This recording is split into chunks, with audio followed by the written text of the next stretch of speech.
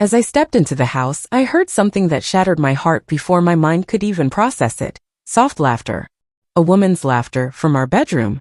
Hi, I am Amelia. I am 34 years old, and this is the story of how my husband, Ryan, broke me, and how I chose to rise again. We were the couple everyone admired. 8 years of marriage, 2 thriving careers, and now a dream of buying our perfect home together. But sometimes betrayal doesn't come from enemies, it comes from the person you trusted with your heart. Ryan and I had built what seemed to be a perfect life. We both worked hard, had successful jobs, and after years of saving, we finally decided it was time to buy our dream home. We wanted to move into a prestigious community where life felt peaceful and beautiful. That's when we met Sophie, a stunning, charming, and persuasive real estate agent. Sophie wasn't just good at her job, she was magnetic. She made us feel comfortable. She helped us find a beautiful house in the exact neighborhood we dreamed of. Coincidentally, Sophie also lived nearby. The 3 of us became acquaintances. Casual chats turned into friendly conversations. But I didn't know. I was unknowingly opening the doors of my home to the woman who would shatter my world. Soon after moving in, Ryan's behavior began to change. He became distant, cold, irritated over small things. We started fighting more often, arguments that would spiral from the most trivial matters. I would cry, plead for us to talk, but Ryan always brushed me off. He stopped spending time with me. Stopped having dinner at home. Some nights he wouldn't come to bed at all. I blamed myself. Maybe I've been too busy with work. Maybe I failed to make him feel loved. But what I didn't know was that every day when I left for work, Sophie would come over to our house. The same house that was supposed to be our fresh start. One evening I came home early from work. My hands were full of groceries, but my heart was full of something even heavier. Hope that maybe tonight would be different. Hope that maybe we could finally sit down for a quiet dinner. Hope that maybe the man I loved would finally open up. As I stepped into the house, I heard something that shattered my heart before my mind could even process it. Soft laughter. A woman's laughter. From our bedroom. My chest tightened. My breath became shallow. My hands trembled violently as the grocery bag slid from my fingers and tumbled to the floor. I forced myself to walk toward the bedroom, each step heavy with dread. When I pushed open the door, the sight that greeted me confirmed every fear I had been suppressing for months. There they were, Ryan and Sophie, entangled in each other's arms, on the very bed where I used to dream about building a future with my husband. My voice trembled but came out sharp, cutting through the silence. So, I wasn't going crazy. Ryan and Sophie froze, their faces a mix of shock and guilt. But Ryan quickly recomposed himself, his expression settling into cold indifference. My chest heaved as tears welled in my eyes. I knew something was wrong, Ryan. I felt it. My voice cracked, but I kept speaking. The late nights, the sudden distance, the way you started picking fights over nothing. I kept asking myself, what did I do? What changed? I kept blaming myself, thinking maybe I wasn't enough. But now I see. My gaze drifted to Sophie, my heart shattering all over again. And you? My voice softened, but my words were laced with pain. I trusted you, Sophie. I thought you cared about me.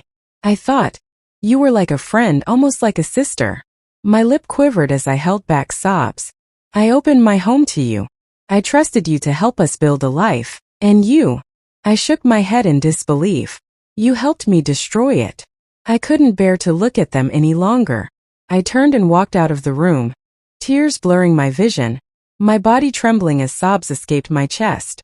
I collapsed onto the living room couch, burying my face in my hands, crying as though my soul was being torn apart. Sophie quietly dressed, guilt clouding her face, and quickly left the house without a word. Ryan, unmoved, walked to the minibar and poured himself a drink, his face cold, his body language distant. I looked up from the couch, my tear-soaked face desperate for an answer. Why, Ryan? Why would you do this to me? Ryan didn't even try to deny it. Instead, he turned, drink in hand, and stared at me with lifeless eyes. His next words were like knives in my heart. I want a divorce, Amelia. I don't love you anymore. My body stiffened. The man who once promised to protect my heart was now crushing it without remorse. My voice broke as I pleaded. What did I do wrong? What made you look for someone else? Tell me, please, we can fix this. Let's move away. Let's leave this house and start over. I'll do anything, Ryan. Please. But Ryan was already gone, at least emotionally. He downed his drink in one gulp, set the glass down, and delivered the final blow. I've made up my mind. Leave the house. Soon. My world collapsed around me. I had given this man everything, my love, my loyalty, my future. And in return, he discarded me like I meant nothing. As Ryan walked away, I was left sitting on the couch, drowning in the deafening silence of a home that no longer belonged to me. What followed was pure emotional torture. Ryan would stay out late. He would ignore me while I waited for him like a shadow in an empty home. When he did return, he wouldn't even look at me. He stopped sleeping in our bed. Every attempt I made to heal the relationship was met with silence, mockery, or indifference. Eventually, he served me a legal notice. I had to leave the house within 2 weeks. One night, I sat in our closet, clutching his shirt, sobbing into it. I gave you everything I had, my love, my time, my loyalty. I thought we were forever. With a shattered heart, I packed my things and walked out of the house that was never really mine. Days passed. I tried to survive, barely holding myself together. One morning, I received a formal letter with the seal of Ryan's late father's company. Confused, I visited the corporate office.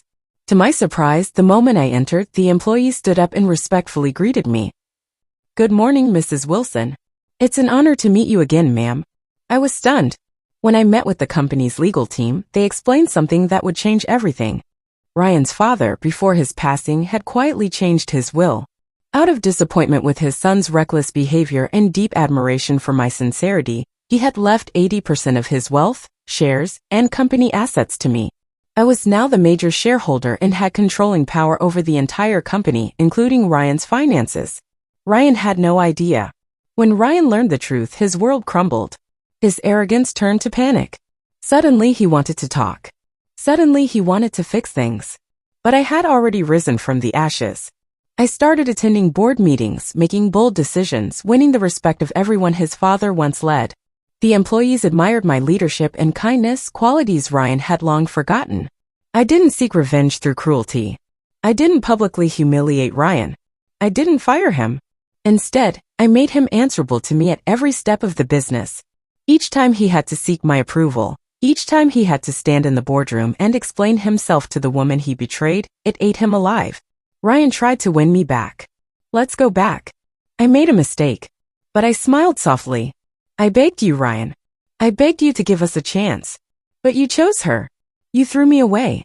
In a quiet but powerful move, I transferred the house we bought together to my name, not to live in, but to sell it. It was my way of closing that chapter. With my head held high, I walked away.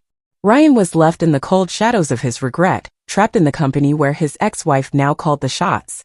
And me? I found peace. I traveled. I started over, not because I wanted to forget, but because I chose to live. Some betrayals don't need revenge.